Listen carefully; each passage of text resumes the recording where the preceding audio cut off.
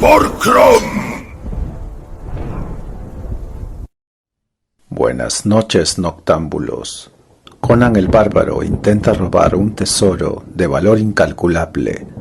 Apaga la luz, toma asiento, que empezamos.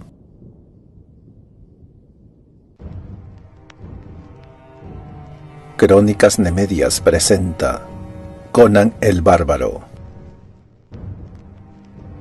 La Torre del Elefante, de Robert E. Howard.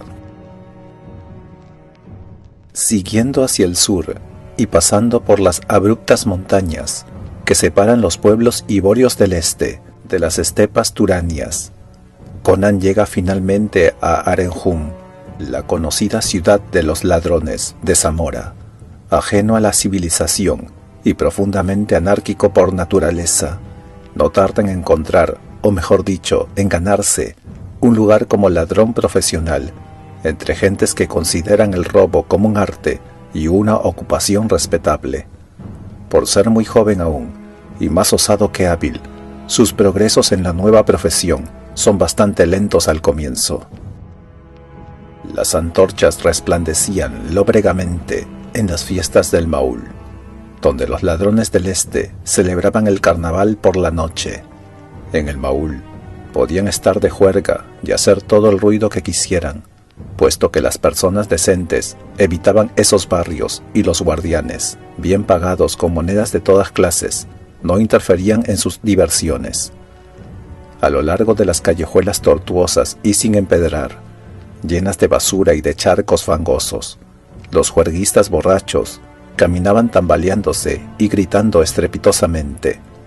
El acero relucía en las sombras de donde provenían las risas estridentes de las mujeres y los ruidos de escaramuzas y peleas.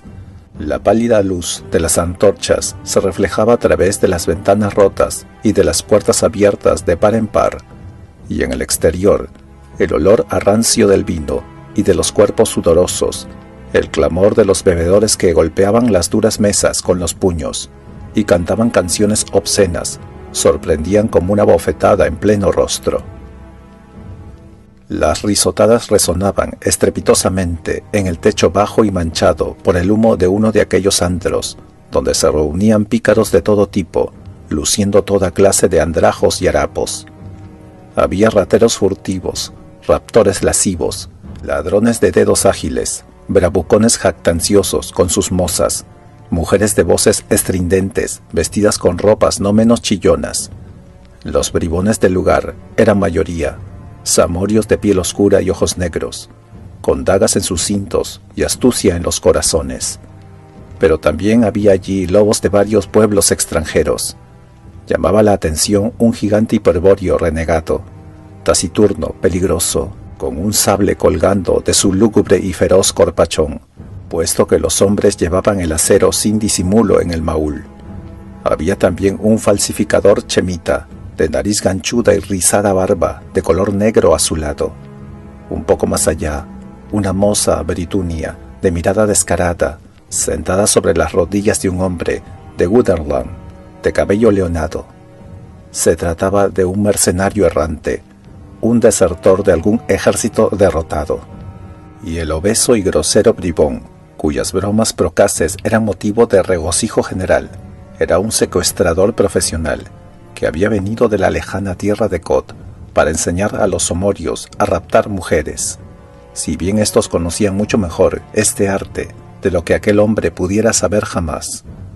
El cotiano hizo una pausa en la descripción de los encantos de una de sus posibles víctimas y se llevó a la boca una enorme jarra de espumante cerveza. Luego se lamió los gruesos labios y dijo: «Por Bel, dios de los ladrones, que voy a enseñarles cómo se roba a una mujer. Estará del otro lado de la frontera de Zamora antes del amanecer, y allí habrá una caravana esperándola. Un conde de Orf me prometió 300 piezas de plata por una esbelta joven britunia de buena familia. Estuve vagando varias semanas por las ciudades fronterizas, donde me hacía pasar por mendigo, hasta que encontré una que valiera la pena. ¡Oh, qué guapa está esta güelfa!». Cuando terminó de decir esto, echó al aire un beso lascivo. Conozco señores de Chem que darían por ella el secreto de la Torre del Elefante, dijo volviendo a su cerveza. Alguien tiró de la manga de su túnica y el hombre volvió la cabeza, frunciendo el entrecejo por la interrupción. Vio entonces a un joven alto y corpulento que se encontraba de pie a su lado. El desconocido estaba tan fuera de lugar en ese antro como un lobo gris entre las ratas de las cloacas. Su pobre y raída túnica dejaba ver las fornidas líneas de su fuerte cuerpo, sus anchos y recios hombros, el pecho macizo, la fina cintura y los brazos fuertes y musculosos. Su piel estaba bronceada por soles remotos, sus ojos eran azules y fogosos, y una desgreñada melena negra coronaba su amplia frente. De su cinto colgaba una espada dentro de una vieja vaina de cuero. El hombre de Cod retrocedió involuntariamente, porque el hombre no pertenecía a ninguna de las razas civilizadas que conocía. «Has mencionado la Torre del Elefante», dijo el forastero hablando en lengua zamoria con acento extranjero. «He oído muchas cosas acerca de esa torre. ¿Cuál es su secreto?» La actitud del muchacho no parecía amenazadora, y el valor del cotiano había aumentado por efecto de la cerveza y la manifiesta aprobación del público.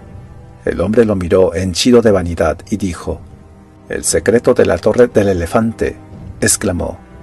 «Bueno, cualquier imbécil sabe que el sacerdote Yará vive allí con la enorme joya llamada Corazón de Elefante. Ese es el secreto de su magia». El bárbaro estuvo callado un momento asimilando estas palabras. «Yo he visto esa torre», dijo. «Está en un enorme jardín situado en lo alto de la ciudad y rodeado de elevadas murallas. No he visto guardianes. Las murallas parecían fáciles de escalar. ¿Por qué nadie ha robado esa misteriosa piedra preciosa?» El hombre de Cod se quedó boquiabierto ante la ingenuidad del muchacho y se echó a reír con carcajadas burlonas, a las que se sumaron todos los presentes. «Escuchad a este pagano salvaje», vociferó. «Pretende robar la joya de Yara. Escucha, muchacho», dijo dirigiéndole una mirada siniestra al joven. «Vaya, supongo que eres una especie de bárbaro del norte». «Soy cimerio», respondió el forastero con tono poco amistoso. La respuesta y el modo en que lo dijo no significaban casi nada para el hombre de Cod. Se trataba de un remoto reino del sur, en las fronteras de Chen, y él solo conocía vagamente a las razas del norte. «Entonces presta atención y aprende, muchacho», dijo apuntando con su jarra de cerveza al desconcertado joven. «Debes saber que en Zamora, y especialmente en esta ciudad, hay más intrépidos ladrones que en cualquier otro lugar del mundo, incluido Cod. Si algún mortal hubiera sido capaz de robar la piedra preciosa, puedes estar seguro de que habría desaparecido hace mucho tiempo. Tú hablas de escalar las murallas, pero una vez que lo hubieras hecho, desearías irte inmediatamente. Por la noche no hay guardianes, es decir, guardianes humanos en los jardines, por una buena razón. Pero en el cuarto de guardia, en la parte inferior de la torre, hay hombres armados, y aun si lograras escabullirte entre los que rondan por los jardines de noche, tendrías que eludir a los soldados, porque la gema está guardada en algún lugar de la parte superior de la torre. Pero si alguien consiguiera atravesar los jardines, arguyó el cimerio, ¿por qué no iba a poder llegar hasta la gema por la parte superior de la torre, eludiendo de ese modo a los soldados? El hombre de Cod lo miró atónito una vez más. «Oíd lo que dice», gritó en tono burlón. «Este bárbaro debe de ser un águila capaz de volar hasta el borde enjollado de la torre, que se halla a tan solo 50 metros de altura, y que tiene las paredes más lisas y resbaladizas que el cristal pulido». El cimerio miró furioso a su alrededor, molesto por las carcajadas burlonas con que los presentes acogieron estas palabras. Él no veía nada gracioso en ello, y era demasiado ajeno a la civilización para comprender la falta de cortesía. Los hombres civilizados son menos amables que los salvajes, porque saben que pueden ser más descorteses sin correr el riesgo de que les partan la cabeza. Estaba desconcertado y contrariado, y habría salido corriendo de allí, avergonzado, pero el cotiano decidió seguir mortificándole. «Anda, anda», gritó, «cuéntales a estos pobres hombres que han sido ladrones antes que a ti te engendraran. Diles cómo robarás tú la piedra. Siempre hay alguna manera de hacerlo, si el deseo está unido al valor, contestó el cimerio en tono tajante y lleno de rabia. El hombre de Kod lo tomó como un insulto personal y se puso rojo de ira. ¿Cómo?, bramó. ¿Te atreves a enseñarnos nuestro oficio y a insinuar que somos unos cobardes? Vete, fuera de mi vista, gritó empujando al cimerio con violencia. Primero te burlas de mí y ahora me pones las manos encima, dijo el bárbaro con tono crispado, sintiendo que le invadía la cólera y devolviendo el empujón con un manotazo que hizo caer al hombre que lo molestaba de espaldas sobre la tosca mesa. La cerveza se derramó sobre la cara del cotiano y éste desenvainó la espada hecho una furia. «Perro pagano», vociferó, «te voy a arrancar el corazón por esto». El acero centelló y los presentes se apartaron rápida y desordenadamente. En su desbandada tiraron la única vela que había allí, y el antro quedó a oscuras. Se oyó el ruido de bancos rotos, los pasos rápidos de la gente que huía, gritos y blasfemias de individuos que tropezaban y caían encima de otros, y un estruendoso grito de agonía que cortó el alboroto como un cuchillo. Cuando volvieron a encender la vela, la mayor parte de los parroquianos había huido por las puertas y ventanas rotas, y los demás se apretujaban detrás de los barriles de vino y debajo de las mesas. El bárbaro había desaparecido. El centro de la habitación estaba desierto, con excepción del cuerpo apuñalado del hombre de Kod. El cimerio lo había matado en medio de la oscuridad y la confusión, con el infalible instinto de los bárbaros. Las pálidas luces y el jolgorio de los borrachos se desvanecían detrás del cimerio. El joven se quitó la desgarrada túnica y caminó desnudo por las callejuelas oscuras, sin más atuendo que el tapabarro y las sandalias atadas con correas a sus piernas. Se movía con la suave agilidad natural de un tigre, y sus músculos acerados se marcaban como ondas bajo la piel bronceada. Llegó al sector de la ciudad reservado a los templos. Por todas partes brillaban a la luz de las estrellas, las níveas columnas de mármol, las cúpulas doradas y los arcos plateados, los altares de los innumerables y extraños dioses de Zamora. El muchacho no pensó mucho en estos dioses. Sabía que la religión de los zamorios, como todo lo que se refería a un pueblo civilizado y asentado desde hace mucho tiempo en el lugar, era intrincada y compleja, y había perdido en gran medida su pristina esencia original en medio de un laberinto de fórmulas y rituales. Había estado muchas horas en cuclillas, en los patios de los filósofos, escuchando los razonamientos y discusiones de teólogos y maestros, y se había ido de allí confuso y perplejo, y con una sola idea clara, que estaban todos locos. Sus dioses eran simples y comprensibles. Kron era su jefe y vivía en una gran montaña, desde donde sentenciaba el destino y la muerte de los hombres. Era inútil invocar a Kron, porque era un dios tenebroso y salvaje que odiaba a los débiles, pero insuflaba valor a los hombres en el momento de nacer, así como la voluntad y el poder de matar a los enemigos, lo que por la mentalidad del cimerio era lo único que cabía esperar de un dios. Las sandalias del joven no hacían ruido al caminar por el reluciente empedrado. No había guardianes, porque hasta los ladrones del Maul evitaban los templos, pues se sabía que habían caído extrañas maldiciones sobre los violadores. Delante de él, recortada contra el cielo, Conan vio la torre del elefante. Se preguntó asombrado por qué le habrían dado ese nombre. Nadie parecía saberlo. Nunca había visto un elefante, pero tenía la vaga noción de que se trataba de un animal monstruoso, con una cola delante y otra detrás. Eso al menos es lo que le había dicho un chemita errante, que le juró que había visto miles de animales como esos en la tierra de los Hircanios, pero era bien sabido lo mentiroso que son los hombres de Chen. De todos modos, no había elefantes en Zamora. La torre resplandecía con un fulgor frío bajo el cielo nocturno.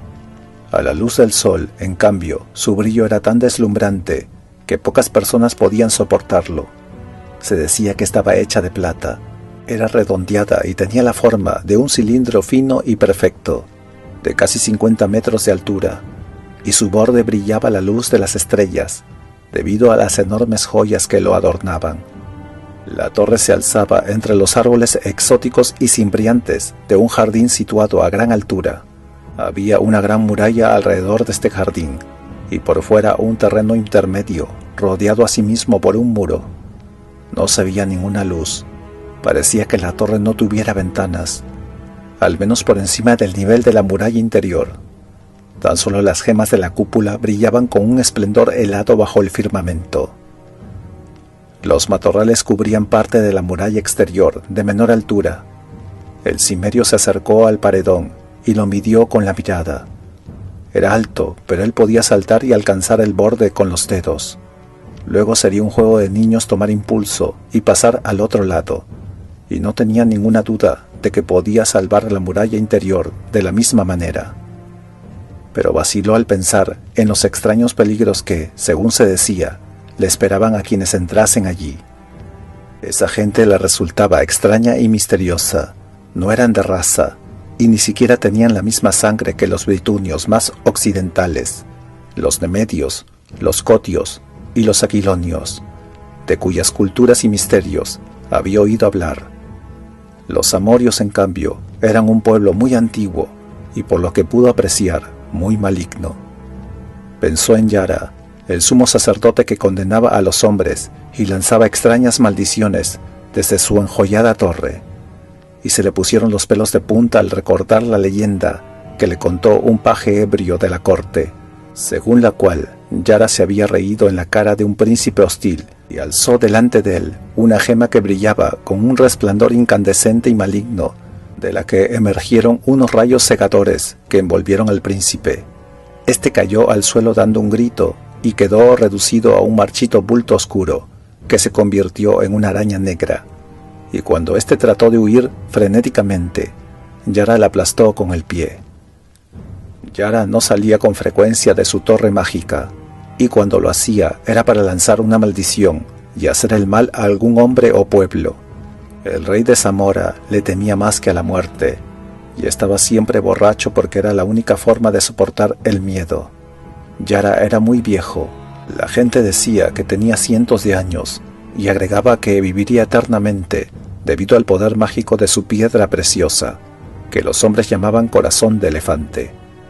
Esta era la única razón por la que llamaban Torre del Elefante a su morada. El cimerio, enfrascado en estos pensamientos, corrió rápidamente hacia la muralla. Oyó unos pasos quedos dentro del jardín y un sonido metálico de acero, y se dijo que, a pesar de lo que afirmaban, un guardián rondaba por aquellos jardines. Conan esperó para ver si lo oía pasar nuevamente, pero el silencio era total en aquellos misteriosos jardines. Finalmente la curiosidad pudo más que él. Dio un ligero salto, apoyó una mano en la muralla y de un impulso saltó hacia arriba. Se tendió de bruces sobre el ancho borde y miró hacia abajo para observar el amplio espacio que había entre las murallas. No había ningún arbusto, pero vio unas matas cuidadosamente recortadas cerca de la muralla interior. La luz de las estrellas alumbraba el cuidado césped y se oía el rumor de una fuente. El cimerio se dejó caer sigilosamente hacia el interior y desenvainó la espada mirando en todas las direcciones. Se estremeció de miedo como todos los salvajes cuando se ven sin protección bajo la desnuda luz de las estrellas, y avanzó con paso ligero hacia la curva de la muralla, pegado a su sombra, hasta que se encontró frente al matorral que había visto antes. Entonces corrió velozmente hacia allí y casi tropezó contra un bulto que había en el suelo entre los arbustos.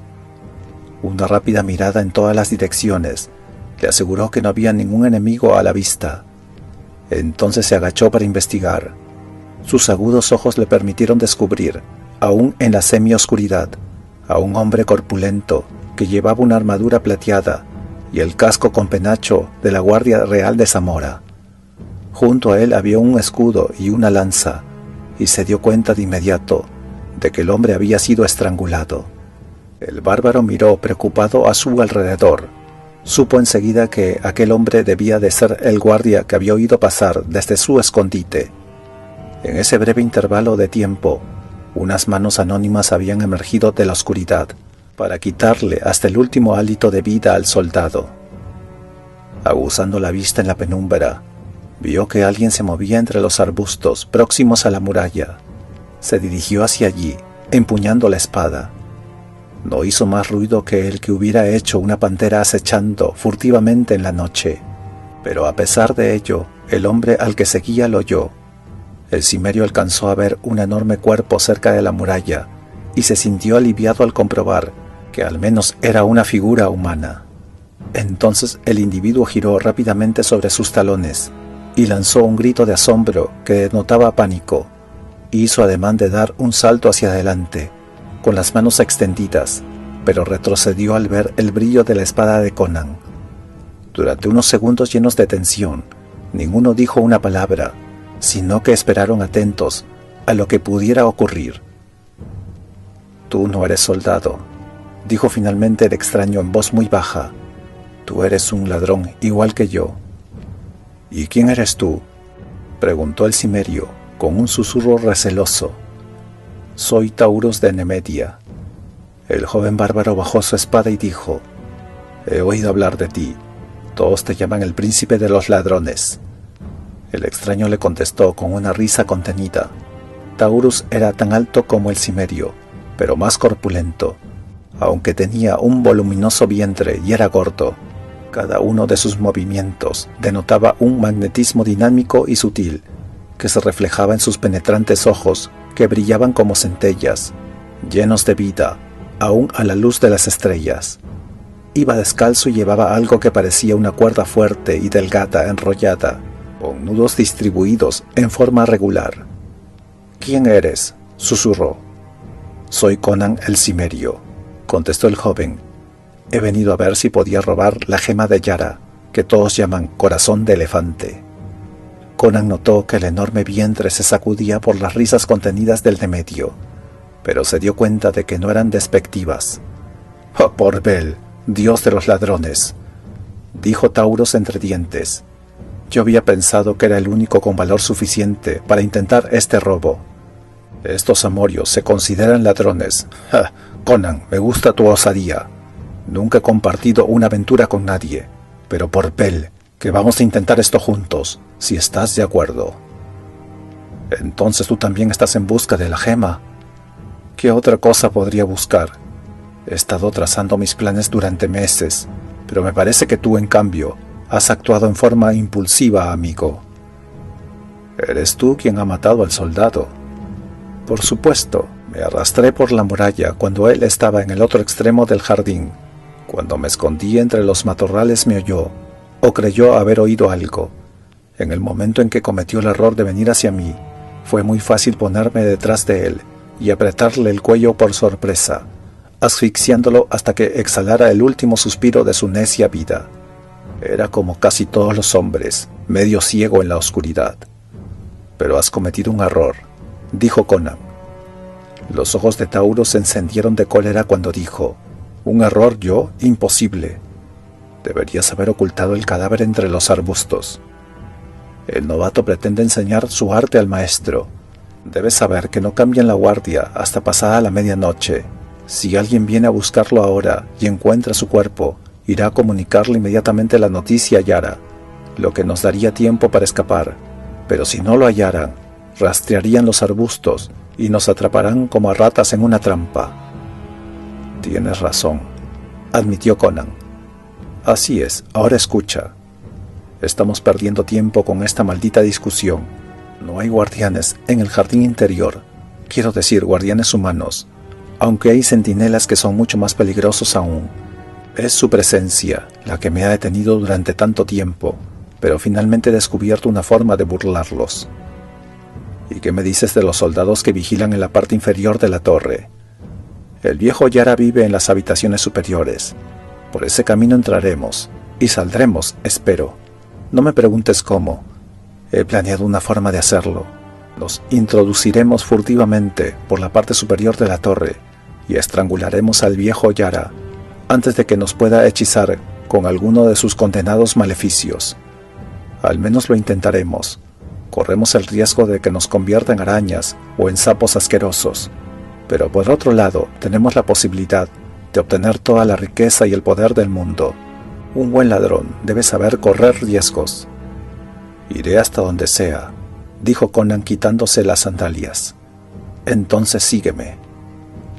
Taurus terminó de decir esto y se volvió, tomó impulso, se aferró a la muralla y saltó. La agilidad de aquel hombre era asombrosa, teniendo en cuenta su tamaño. Parecía casi deslizarse hacia el borde del muro. Conan lo siguió y cuando estaban de bruces sobre el ancho paredón, hablaron en voz baja. «No veo ninguna luz», dijo Conan entre dientes.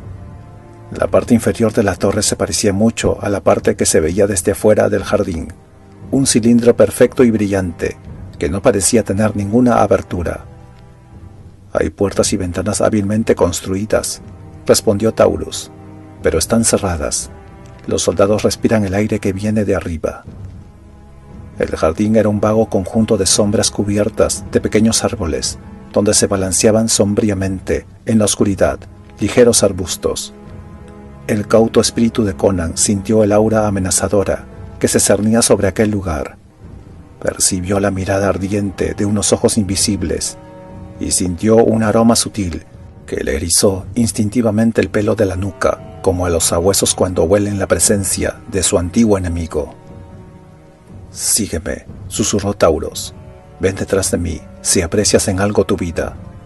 Extrayendo de su cinto lo que parecía ser un tubo de cobre, el Nemedio se dejó caer nuevamente encima del césped interior. Conan lo seguía de cerca con la espada preparada, pero Taurus lo empujó hacia atrás, contra la pared, y se quedó inmóvil.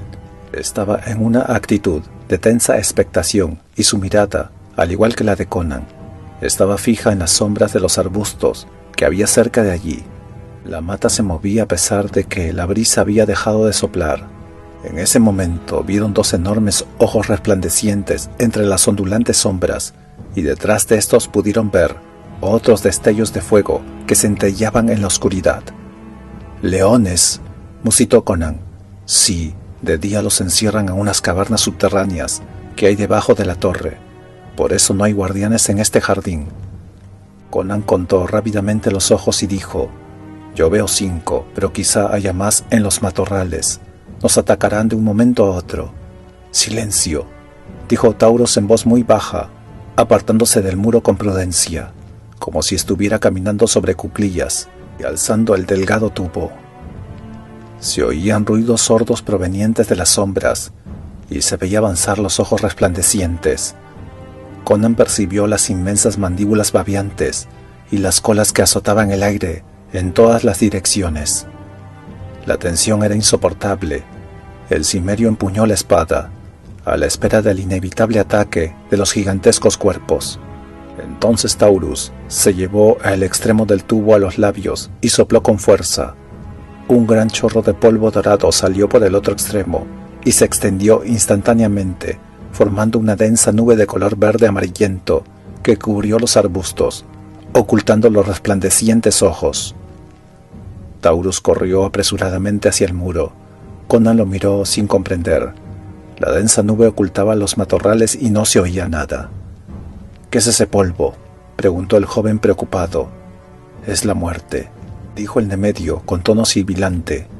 «Si se levantara viento y soplara en nuestra dirección, tendríamos que huir saltando la muralla, pero no se ha levantado viento, y la nube se está disipando. Espera hasta que desaparezca del todo. Respirar ese polvo supone la muerte». Finalmente quedaron flotando solo unas tenues nubecillas amarillentas en el aire. Cuando desaparecieron, Taurus indicó a su compañero con la mano que avanzara. Se dirigieron sigilosamente hacia los arbustos, y Conan se quedó boquiabierto. Tendidos en el suelo entre las sombras yacían 5 cuerpos de color pardo, cuya mirada feroz se había extinguido para siempre. Un olor dulzón y empalagoso persistía en el aire. «Murieron sin lanzar un solo rugido», murmuró el cimerio. «Taurus, ¿qué era ese polvo?». Estaba hecho con flores de loto negro, que crecen en las selvas remotas de Kitai, en la que solo habitan los monjes de cráneo amarillo de Jung. Esas flores causan la muerte al que las huele. Conan se arrodilló al lado de los enormes animales muertos, asegurándose de que no podían hacerle daño. Movió la cabeza pensando que la magia de las tierras exóticas era terrible y misteriosa a los ojos de los bárbaros del norte. «¿Por qué no matamos a los soldados de la torre de la misma manera?», preguntó el muchacho. «Porque ese era todo el polvo que tenía.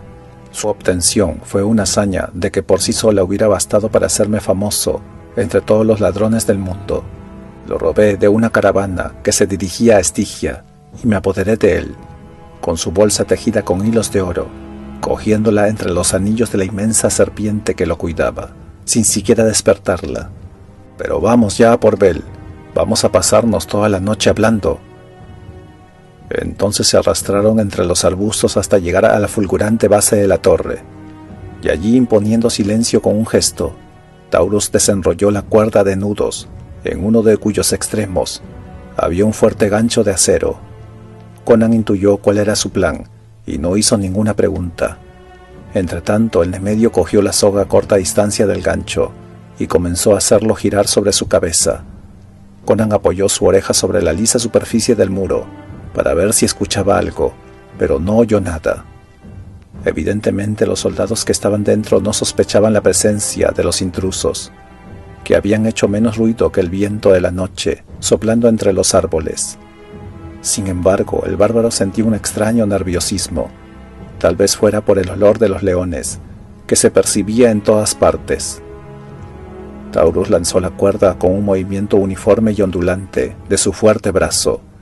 El gancho trazó una extraña curva, difícil de describir, y desapareció por encima del enjollado borde. Aparentemente quedó bien sujeto, pues los cuidadosos tirones del hombre no consiguieron aflojarlo. «Suerte el primer intento», murmuró Taurus. «Ahora». El salvaje instinto de Conan hizo que se volviera súbitamente, porque la muerte que estaba encima de ellos era silenciosa. Un vistazo bastó para que el Cimmerio viera a la gigantesca sombra parda, erguida bajo el firmamento, preparándose para el ataque mortal. Ningún hombre civilizado se habría movido con la rapidez del bárbaro. Su espada centelló helada bajo la luz de las estrellas, impulsada por la fuerza y el valor desesperado del joven. Y en ese momento el hombre y la bestia rodaron juntos por el suelo. Maldiciendo de modo incoherente para sus adentros, Taurus se agachó para observar los cuerpos y vio que las extremidades de su compañero se movían tratando de quitarse de encima al enorme peso flácido que tenía sobre su cuerpo. El Nemedio miró y vio asombrado que el león estaba muerto, con el cráneo partido en dos. Taurus sujetó el cuerpo del animal muerto y con su ayuda, Conan lo empujó a un lado y se levantó aferrando aún su espada manchada de sangre. «¿Estás herido, amigo?», preguntó el boquiabierto Taurus, todavía perplejo por la pasmosa rapidez con la que había ocurrido todo.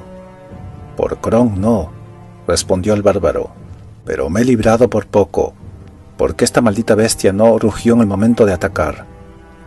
«Todo es extraño en este jardín», dijo Taurus. «Los leones atacan en silencio, al igual que las otras muertes. Pero sigamos, aunque hemos hecho muy poco ruido en la pelea. Los soldados pueden haber oído algo, a menos que estén dormidos o borrachos. Esa fiera estaba en alguna otra parte del jardín y escapó a la muerte de las flores, pero seguramente ya no hay más animales. Ahora debemos trepar por esta cuerda. Imagino que no es necesario preguntar a un cimerio si puede hacerlo». «Si resiste mi peso», dijo Conan con un gruñido, mientras limpiaba su espada en la hierba. «Puede aguantar 3 veces mi propio peso», repuso Taurus. «Está hecha con trenzas de mujeres muertas, que yo mismo cogí de sus tumbas a medianoche, y que luego sumergí en la mortífera savia del árbol de upas, para hacerlas resistentes. Yo subiré primero, y luego me seguirás tú de cerca». El Nemedio aferró la soga enganchando una rodilla en ella, y comenzó el ascenso. Subió como un gato, a pesar de la aparente torpeza de su pesado cuerpo. El Cimmerio fue tras él. La cuerda oscilaba y giraba sobre sí misma, pero los hombres siguieron escalando. Ambos habían trepado por lugares más difíciles en otras ocasiones. Veían el resplandor del borde enjollado de la torre, por encima de ellos, que sobresalía un poco de la pared perpendicular. de modo que la cuerda colgaba unos 50 centímetros a los lados de la torre, lo que facilitaba el ascenso. Continuaron trepando en silencio, viendo cómo las luces de la ciudad se hacían más pequeñas a medida que subían, y el brillo de las estrellas se atenuaba por el resplandor de las joyas que adornaban el borde del edificio. Por fin Taurus tendió una mano y se aferró al borde, y con un impulso saltó al otro lado. Conan se detuvo un momento en el borde mismo, fascinado por las enormes y frías joyas cuyo fulgor lo deslumbraba. Había diamantes, rubíes, esmeraldas, zafiros, turquesas y piedras de la luna, incrustadas como rutilantes estrellas en un cielo de plata reluciente. Desde lejos su brillo se fundía en un solo resplandor blanco, pero ahora de cerca centellaban con 1.000.000 de matices que cubrían todo el arco iris, hipnotizando al muchacho con sus reverberaciones. «Aquí hay una fabulosa fortuna, Taurus», susurró el joven. «Apresúrate, si conseguimos el corazón, esto y todo lo demás será nuestro», le contestó el Nemedio con un gesto de impaciencia. Conan trepó por el fulgurante borde. El techo de la torre estaba a unos metros por debajo del saliente enjollado. Era plano y estaba hecho de una sustancia de color azul oscuro, amalgamado en oro, de modo que el conjunto parecía un enorme zafiro salpicado de brillantes polvos de oro. Del otro lado parecía haber una especie de habitación construida sobre el techo, del mismo material que las paredes de la torre, adornada con figuras hechas con gemas más pequeñas. La única puerta que se veía era de oro macizo, con paneles labrados e incrustaciones de piedras preciosas, que resplandecían con un fulgor helado. Conan lanzó una mirada hacia el rutilante océano de luces que se desplegaba a lo lejos y miró a Taurus. El de medio estaba recogiendo y enrollando la soga. Enseñó a Conan el lugar en el que había enganchado el acero y pudieron ver que la punta había quedado sujeta debajo de una resplandeciente joya en el lado interior del borde. «Tuvimos suerte una vez», musitó el hombre. Era de imaginar que el peso de ambos podía haber destrozado la piedra. «Ahora sígueme, que los verdaderos peligros de nuestra aventura acaban de empezar. Estamos en la guardia de la serpiente y no sabemos dónde está escondida». Atravesaron a rastras la misteriosa y brillante terraza, como tigres detrás de su presa, y se detuvieron delante de la puerta de oro. Con mano cautelosa y hábil, Taurus le empujó un poco, y ésta se abrió sin ofrecer resistencia. Ambos miraron hacia el interior, en guardia contra lo que pudiera suceder. Por encima del hombro del Nemedio, Conan vio una resplandeciente habitación, cuyas paredes, cielo raso y suelo estaban cubiertos de enormes joyas blanquecinas que la iluminaban con un brillo deslumbrante. No había señales de vida. «Antes de cortar nuestra retirada», dijo Taurus en voz baja, «vuelve al borde de la torre y mira en todas las direcciones. Si ves algún movimiento de soldados en los jardines o cualquier otra señal sospechosa, vuelve a decírmelo. Yo te espero aquí». Conan no veía razones para ello, por lo que tuvo una leve sospecha en su cauto ánimo respecto a su compañero, pero a pesar de ello hizo lo que Taurus le pedía. En cuanto Conan se dio la vuelta, el Nemedio se deslizó hacia el interior de la habitación y la cerró por dentro. Conan se arrastró hacia el borde de la torre y después de comprobar que no había ningún movimiento sospechoso en los ondulantes matorrales de abajo, regresó a la puerta de la torre y de repente oyó un grito ahogado desde el interior. El cimerio, electrizado, dio un salto y la puerta se abrió de par en par, dejando ver la silueta de Taurus, recortada contra el frío fulgor del fondo. El hombre se tambaleó y sus labios se entreabrieron, pero solo se oyó un estertor seco, aferrándose a la puerta dorada en busca de apoyo. Dio unos pasos vacilantes por la terraza y luego se desplomó de bruces, apretándose la garganta. La puerta se cerró a sus espaldas. Conan, encogido como una pantera acorralada, no vio nada detrás del Nemedio herido en el breve instante en que la puerta estuvo abierta, salvo una engañosa sombra que cruzó como una flecha por el reluciente suelo. Nadie vino detrás de Taurus a la terraza, y Conan se inclinó sobre el hombre caído. El de medio miró hacia arriba con los ojos dilatados y vidriosos, con un desconcierto aterrador. Sus manos se clavaron en la garganta, sus labios babearon y emitieron un murmullo, y de pronto se puso rígido. El atónito Cimerio se dio cuenta de que estaba muerto. Tuvo la sensación de que Tauros había lanzado su último suspiro, sin saber qué clase de muerte se había abatido sobre él. Conan miró perplejo hacia la enigmática puerta de oro. En aquel recinto vacío, de paredes llenas de deslumbrantes joyas, la muerte había sorprendido al príncipe de los ladrones, tan rápida y misteriosamente como la que él había ocasionado a los leones del jardín.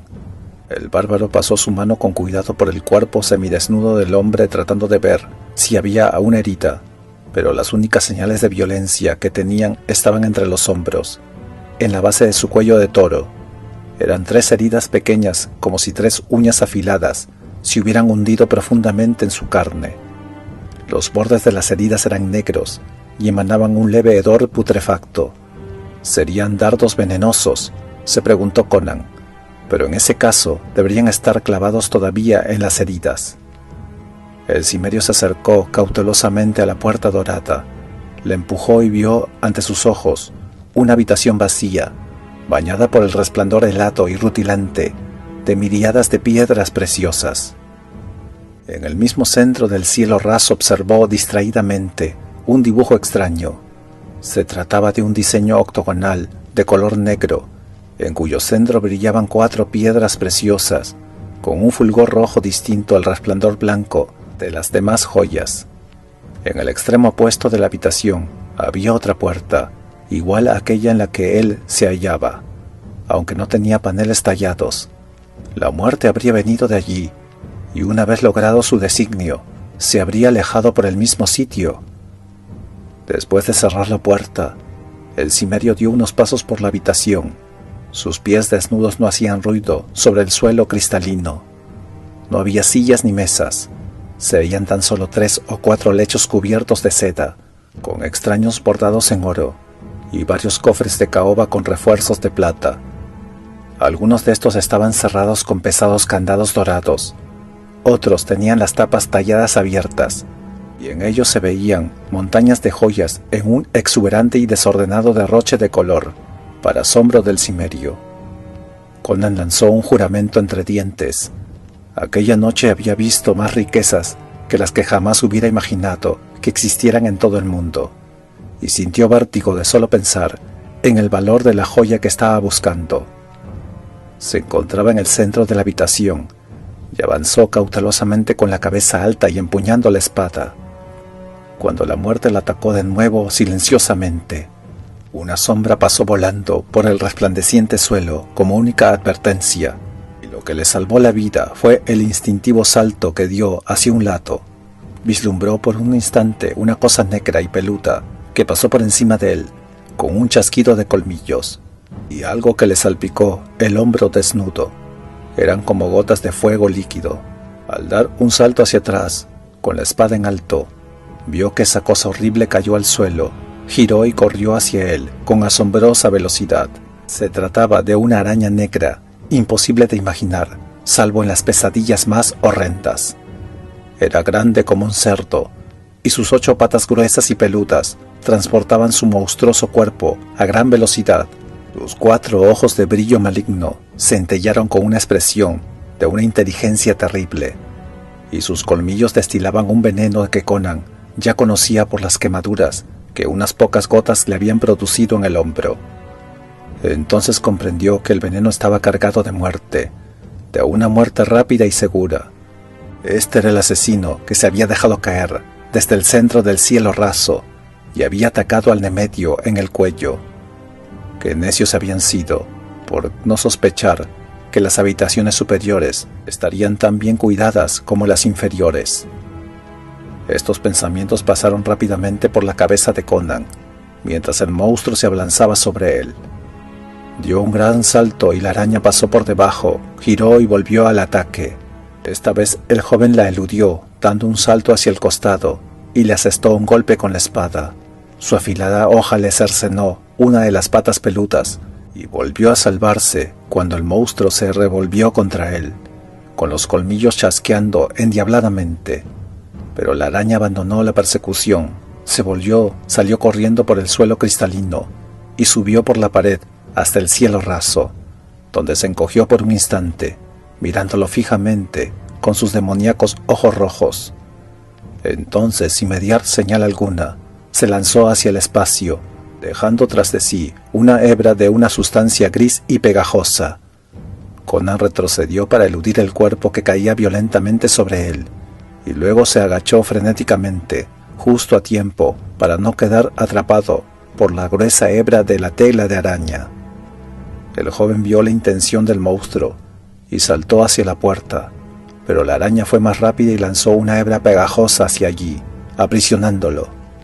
No se atrevió a cortarla, porque sabía que aquella sustancia se quedaría pegada a la hoja, y antes de que pudiera limpiarla, el monstruo endemoniado le habría clavado sus colmillos en la espalda.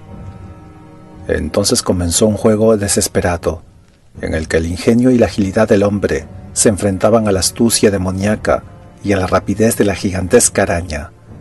Esta no volvió a correr por el suelo, atacando directamente, ni lanzó su cuerpo por el aire contra él, sino que corrió por el cielo raso y por las paredes, tratando de enredar al muchacho con los lazos que formaban la sustancia gris y pegajosa, que arrojaba con diabólico acierto. Aquellas hebras eran gruesas como sogas, y Conan se dio cuenta de que si quedaba envuelto en ellas, ni siquiera su fuerza desesperada podría librarlo del ataque del monstruo. Aquella danza diabólica continuó por todo el recinto en medio de un silencio absoluto, solo interrumpido por la respiración agitada del hombre y el ruido sordo de sus pies desnudos, arrastrándose por el brillante suelo, y por el terrible castañeo de los colmillos del monstruo. Las hebras grises yacían enrolladas sobre el suelo, estaban adheridas a las paredes, cubrían los cofres llenos de joyas y los lechos de seta, y pendían como oscuros festones del cielo raso enjollado. La increíble agilidad de los ojos y de los músculos de Conan lograron mantenerlo a salvo, aunque las pegajosas hebras le habían pasado tan de cerca que llegaron a lastimar su piel desnuda. El muchacho sabía que no podía eludirlas por mucho tiempo. No solo tenía que prestar atención a las hebras que colgaban oscilantes del techo, sino también a las que estaban en el suelo. Tarde o temprano las hebras pegajosas lo envolverían como una serpiente, y entonces, envuelto como un gusano en el capullo de seda, estaría a merced del monstruo. La araña atravesó la habitación corriendo, con la hebra gris ondulando detrás. Conan dio un gran salto y se subió a uno de los lechos. Con un rápido giro el monstruo se subió por la pared, y la hebra saltó del suelo como si estuviera viva, apresando el tobillo del cimerio. Este cayó al suelo tironeando frenéticamente para librarse de la tela de araña, que lo tenía cogido como un tornillo blando o el anillado cuerpo de una serpiente. El peludo monstruo bajó corriendo por la pared para consumar su captura. En el frenesí de la batalla, Conan cogió uno de los cofres de joyas y lo arrojó con todas sus fuerzas.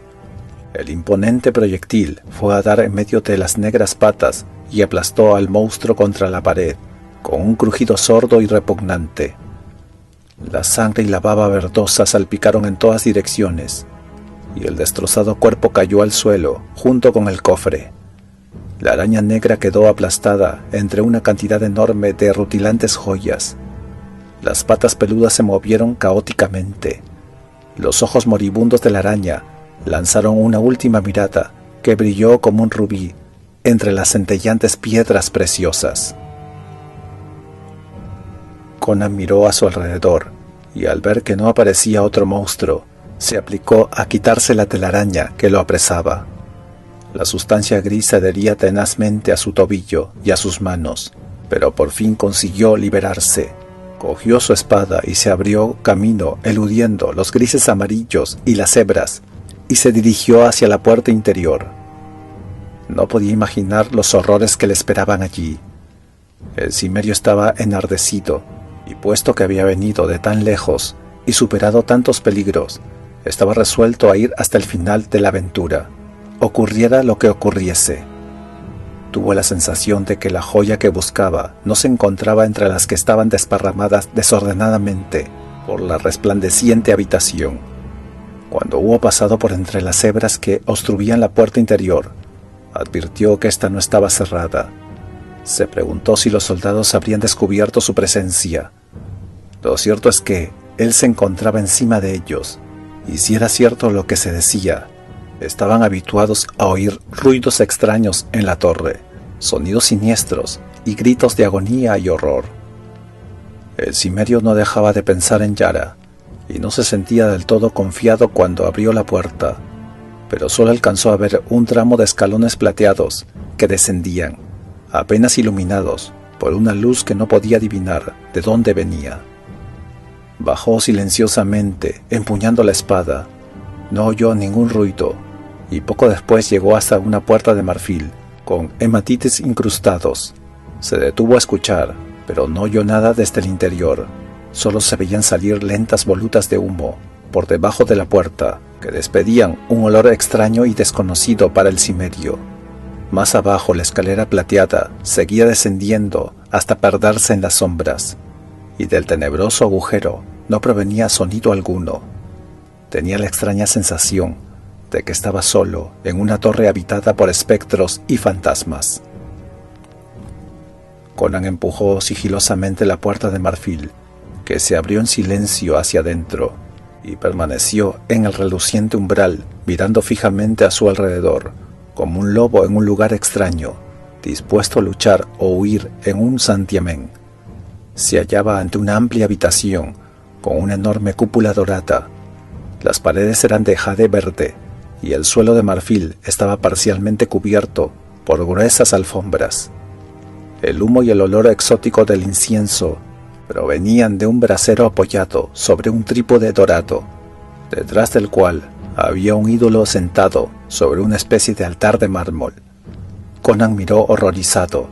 La imagen, desnuda, tenía cuerpo de hombre y era de color verde, pero la cabeza semejaba una loca pesadilla.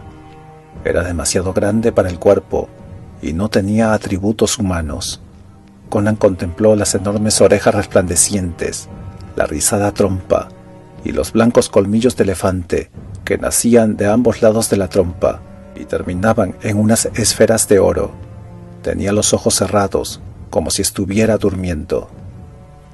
He aquí entonces el motivo del nombre, la Torre del Elefante, ya que la cabeza de la cosa se parecía mucho a la de los animales descritos por el chemita errante.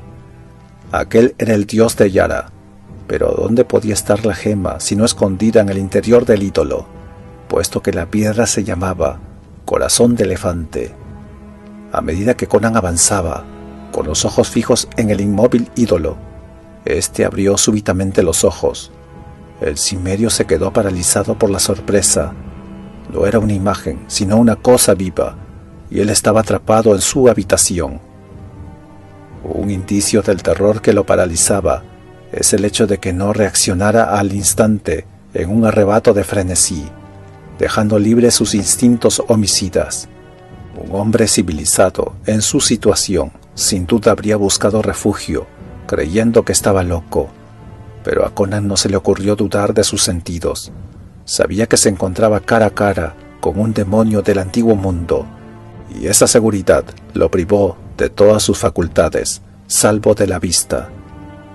La trompa de esa cosa horrorosa se alzó como buscando algo, y los ojos de Topacio miraron sin ver. Entonces Conan se dio cuenta de que el monstruo era ciego.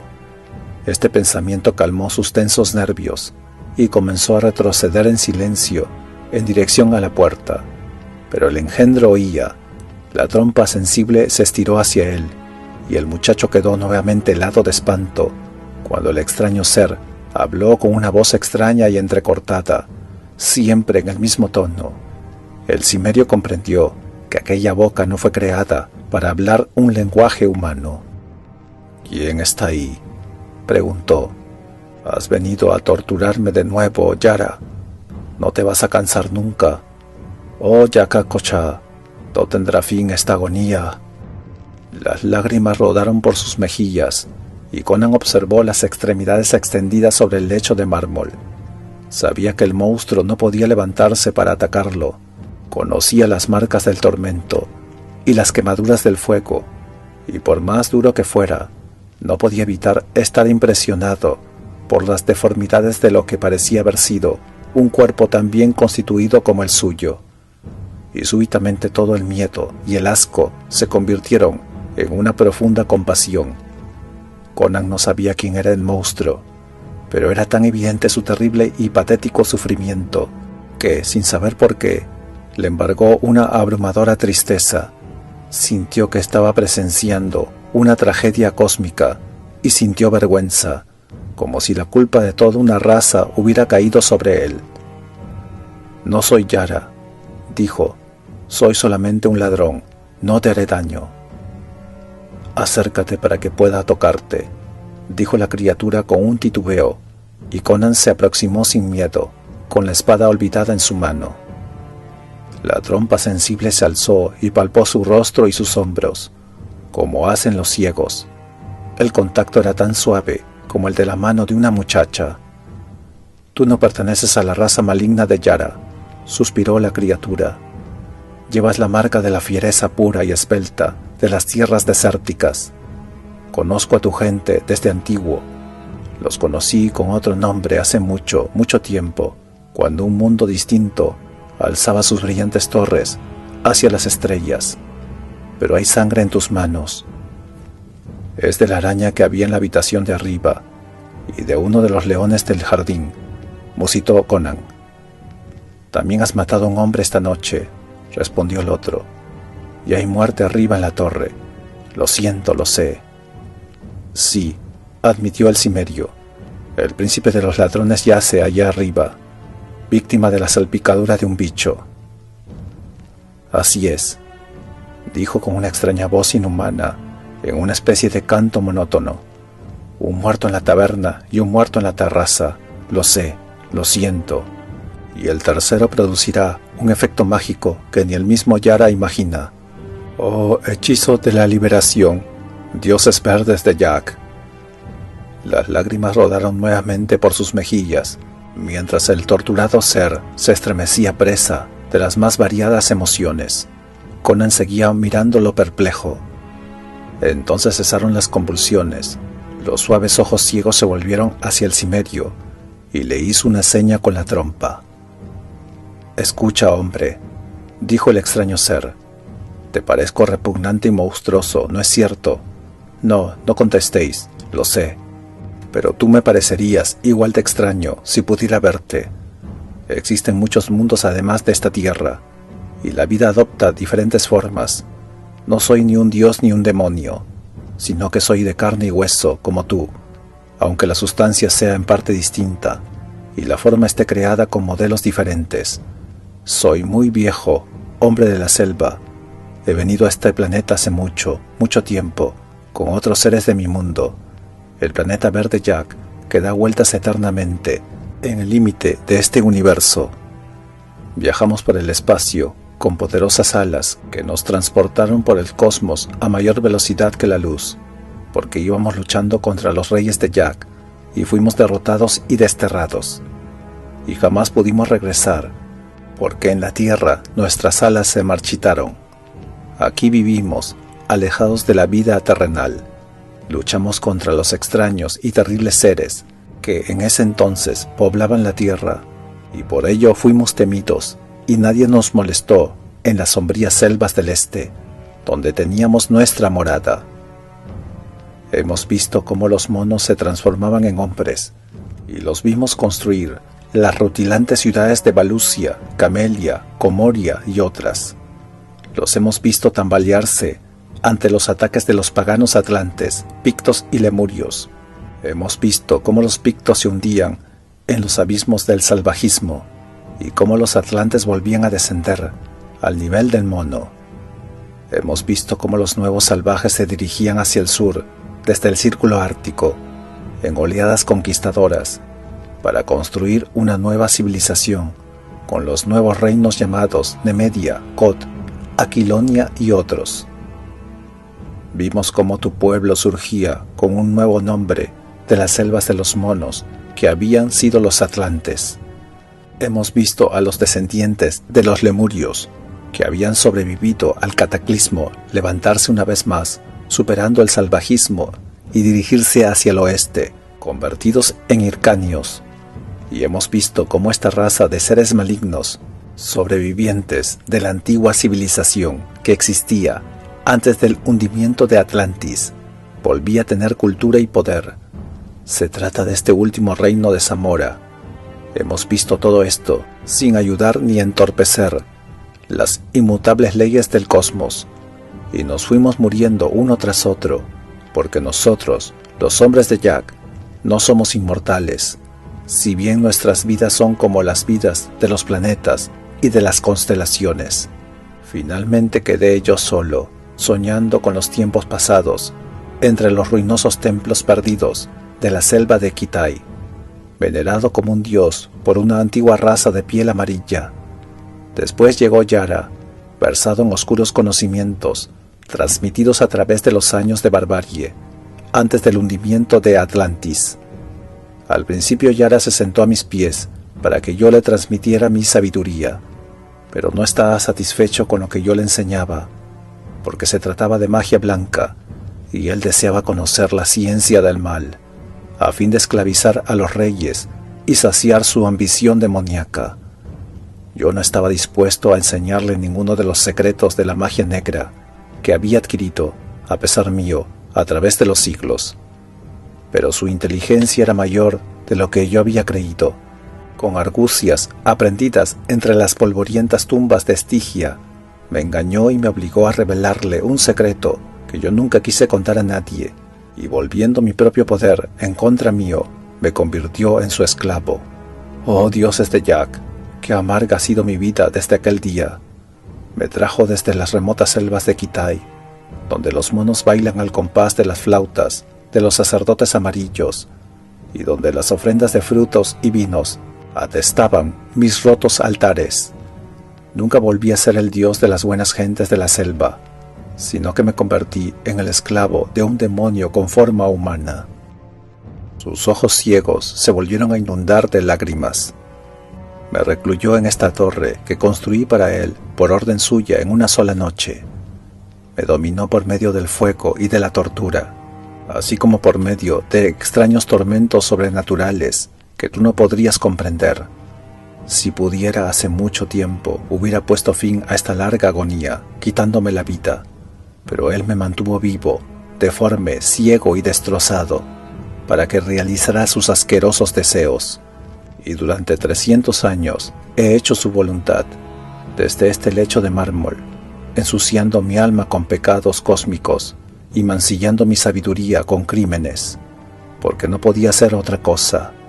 Pero no he revelado todos mis antiguos secretos, y mi último don será el hechizo de la sangre y la joya, porque presiento que se acerca el fin. Tú eres la mano del destino, te ruego que cojas la piedra preciosa que hallarás en aquel altar. Conan se volvió hacia el altar de oro y marfil que le había señalado el extraño ser, y cogió una enorme joya redonda, clara como un cristal carmesí, y en ese momento descubrió que era el corazón del elefante. Y ahora la gran magia, la poderosa magia que nadie ha visto ni verá jamás en millones de milenios. Por mi alma y mi sangre lanzo el conjuro, por la sangre del pecho verde de Jack, que sueña a lo lejos en el inmenso y vasto espacio azul. Coge tu espada, hombre, y corta mi corazón. Luego estrújalo de modo que la sangre fluya sobre la piedra roja. Después baja por esta escalera y entra en la habitación de ébano en la que está sentado Yara, envuelto en sueños malignos. Pronuncia su nombre y despertará. En ese momento has de colocar esta gema delante de él y repetir estas palabras. Yakocha te ofrece su último don y su último encantamiento. Después márchate de la torre rápidamente. No temas que no habrá obstáculos en tu camino. La vida del hombre no es la vida de Jack, ni la muerte humana es la muerte de Jack. Libérame de esta prisión de carne ciega y volveré a ser Yoga de Yad, coronado y rutilante, con alas para volar, pies para danzar, ojos para ver y manos para tocar. Conan se acercó con gesto vacilante y Yakocha o Yoga, como si notara su indecisión, le indicó dónde había de clavar la hoja afilada. El joven apretó los dientes y hundió profundamente la espada. La sangre fluyó abundantemente, empapando la hoja de la espada y su mano, y la extraña criatura se agitó convulsivamente y luego quedó completamente inmóvil. Cuando estuvo seguro de que ya no estaba vivo, al menos en el sentido que él entendía la vida, Conan se aplicó a la espantosa tarea y enseguida extrajo algo que él supuso sería el corazón de aquel extraño ser, aunque curiosamente era distinto de cualquier corazón que él había visto. Sosteniendo la víscera, que aún latía, sobre la deslumbrante joya, la apretó con ambas manos y un río de sangre cayó sobre la piedra. Para su sorpresa, la sangre no se derramó, sino que fue absorbida por la gema, como si fuera una esponja. Sosteniendo la joya con todo cuidado, el muchacho salió del fantástico recinto y se dirigió hacia la escalera de plata. No miró hacia atrás, pero supo instintivamente que el cuerpo que reposaba sobre el lecho de mármol estaba sufriendo algún tipo de transmutación, y también tuvo la sensación de que era algo que no debía ser presenciado por ningún ser humano. Cerró tras de sí la puerta de marfil y bajó la escalera de plata sin vacilar. No se le ocurrió desobedecer las instrucciones que había recibido. Se detuvo ante la puerta de ébano, en cuyo centro había una sonriente calavera de plata, y la abrió. Su mirada recorrió la habitación de ébano y azabache y vio, reclinada sobre un lecho de seda negra, una figura alta y delgada. Delante de él estaba Yara, el sacerdote y brujo, con los ojos abiertos y dilatados por los vapores del loto amarillo, mirando a lo lejos, como sumido en abismos nocturnos que están más allá de la percepción humana. «Yara», exclamó Conan, como un juez que pronuncia una condena, «despierta». Los ojos se abrieron al instante y se volvieron fríos y crueles, como los de un buitre. La negra figura vestida de seda se irguió lúgubre sobre el cimerio. «Perro», dijo con voz sibilante, como la de una cobra, «¿qué haces aquí?» Conan depositó la joya sobre la enorme mesa de ébano. «El que envía esta gema me mandó a decir, Yakocha te ofrece su último don y su último encantamiento». Yara retrocedió. Su rostro era oscuro y ceniciento. La joya ya no era cristalina y pura. Su turbio centro palpitaba y vibraba, y en su superficie flotaban curiosas volutas de humo de colores cambiantes. Como atraído hipnóticamente, Yara se inclinó sobre la mesa y cogió entre sus manos la gema, mirando fijamente su sombrío interior, como si se tratara de un imán que le fuera a extraer su convulsiva alma del cuerpo. Cuando Conan miró, pensó que sus ojos lo engañaban porque cuando Yara se había levantado del lecho, el sacerdote le había parecido gigantesco, y ahora vio que la cabeza de Yara apenas le llegaba al hombro. El joven parpadeó desconcertado y por primera vez en toda la noche dudó de sus sentidos. Luego, conmocionado, se dio cuenta de que el sacerdote se hacía cada vez más pequeño delante de sus propios ojos. Conan observó con indiferencia, como quien ve una representación, abrumado por la sensación de irrealidad. El cimerio ya no estaba seguro de su propia identidad, solo sabía que estaba contemplando la manifestación externa de un juego invisible de colosales fuerzas exteriores que estaban más allá de su comprensión. Ahora Yara tenía el tamaño de un niño y luego se tumbó sobre la mesa como un bebé, pero todavía aferraba a la joya. De pronto el hechicero se dio cuenta de cuál era su destino y dando un brinco soltó la gema, pero se hizo más pequeño aún, y Conan lo vio convertido en un cuerpo minúsculo que corría frenéticamente sobre la mesa de ébano, agitando los diminutos brazos y chillando como una rata. Ya era tan insignificante que la gran joya parecía una montaña a su lado. Conan vio que se cubría los ojos con las manos, como si quisiera protegerse del fulgor, mientras se tambaleaba como un poseído. El muchacho sintió que una fuerza magnética invisible atraía a Yara hacia la gema. Dio 3 vueltas como un loco alrededor de la piedra e intentó volverse 3 veces y escapar a través de la mesa. Entonces el sacerdote lanzó un grito que sonó apagado, alzó los brazos y corrió directamente hacia la resplandeciente bola. Inclinándose más aún, Conan vio como Yara trepaba por la superficie lisa y redondeada con grandes esfuerzos, como un hombre que asciende por una montaña de hielo. Por fin el sacerdote llegó a la parte superior, agitando los brazos, e invocó los nombres de seres terribles que solo los dioses conocen, y de repente se hundió en el centro mismo de la joya, como un hombre que se hunde en el mar, y Conan vio como las volutas de humo se cerraban sobre su cabeza. Luego la divisó en el centro carmesí de la gema, que se volvió transparente y cristalino, como quien contempla una imagen lejana en el tiempo y en el espacio. Entonces apareció en el mismo centro otra figura de color verde, brillante y alada, con cuerpo de hombre y cabeza de elefante, que ya no era ciego ni deforme. Yara extendió sus brazos y corrió como un loco, pero el vengador fue tras él. En ese momento la enorme joya desapareció, estallando como si fuera una pompa de jabón, en medio de fulgores iridiscentes, y la mesa de ébano quedó vacía, al igual, intuyó Conan, que el lecho del mármol de la habitación de arriba, en el que había estado el cuerpo del extraño ser transcósmico llamado Yak-Kocha o Yogan. El cimerio se volvió y huyó de la habitación, descendiendo por la escalera de plata. Estaba tan perplejo que no se le ocurrió escapar de la torre por donde había entrado.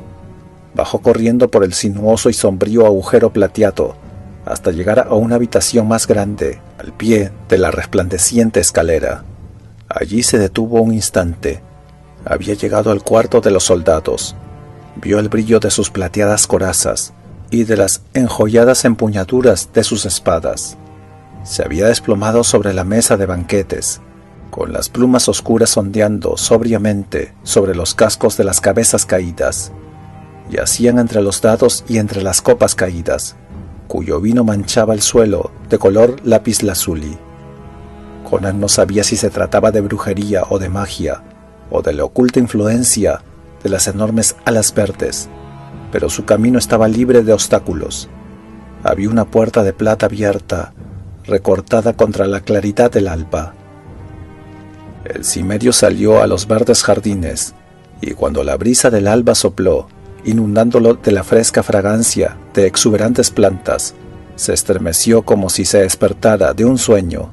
Se volvió con un gesto vacilante para mirar fijamente la enigmática torre en la que había estado hace un momento. Estaba embrujado y preso de un encantamiento. Había soñado todo lo que creía haber vivido. Mientras se hacía estas preguntas, vio de repente que la rutilante torre, recortada contra el cielo escarlata del alba, y la cúpula incrustada de relucientes joyas que brillaban cada vez con más intensidad por los primeros rayos del sol, se tambaleó y cayó estrepitosamente, desintegrándose en minúsculas partículas resplandecientes. Estimado noctámbulo, si el video te gustó, por favor dale me gusta y suscríbete. Gracias.